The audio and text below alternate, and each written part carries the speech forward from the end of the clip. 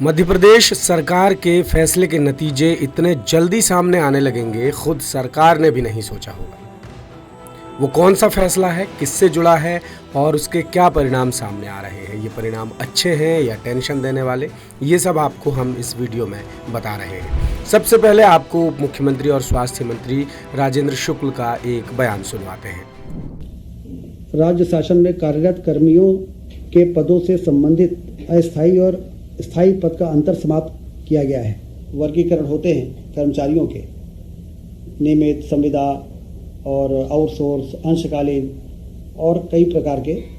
तो उसमें कर्मचारियों को रिटायरमेंट के बाद, प्रोबेशन के बाद कई चीज़ों में जो परेशानियां आती थी, इस प्रकार के जो आवश्यक श्रेणी हर विभाग के सहमत के बाद तय हुई है, तो वो लोग रहेंगे। बाकी बहुत से ऐसे श्रेणियां थी जिसकी आवश्यकता महसूस नहीं हो रही थी और उनको, कर्मचारियों को भी परेशानी होती थी।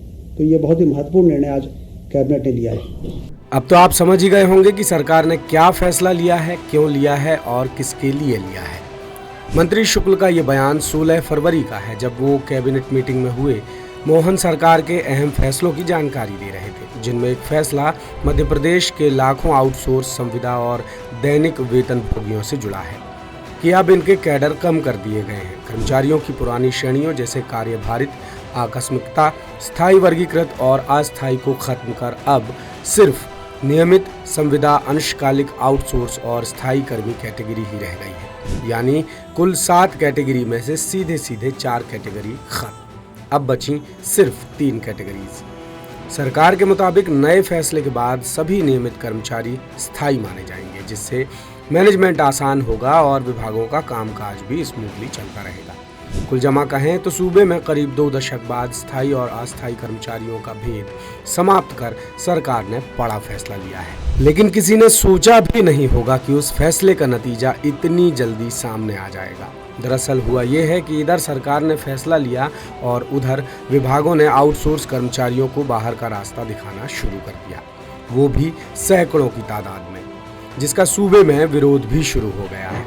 और इसका मैदानी असर नए साल की शुरुआत में देखने को भी मिलेगा, क्योंकि सरकार के फैसले से नाराज कर्मचारियों ने 4 जनवरी राजधानी भोपाल में आंदोलन का ऐलान कर दिया है।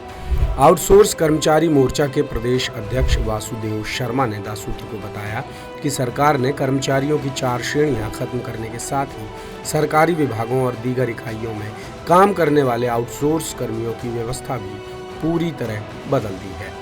अब आउटसोर्स कर्मियों की सेवाएं 100% कंपनियों के भरोसे हो गई हैं, यानी कर्मचारियों पर कंपनियों का सीधा दबाव और प्रभाव रहेगा, जिससे उनकी मनमानी और भी बढ़ेगी।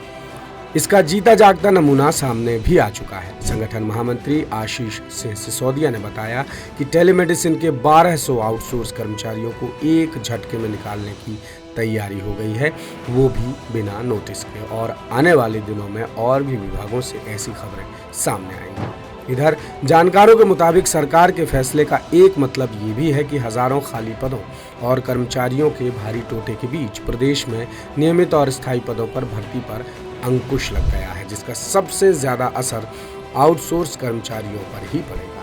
ये मसला इसलिए भी अहम है क्योंकि सूबे में माली से लेकर मैनेजर तक 10 लाख से ज्यादा आउटसोर्स कर्मी काम कर रहे हैं और स्वास्थ्य, लोक निर्माण, जल संसाधन, शिक्षा विभाग सहित हर अहम विभाग की बागडोर ये आउटसोर्स कर्मचारी संभाल रहे हैं।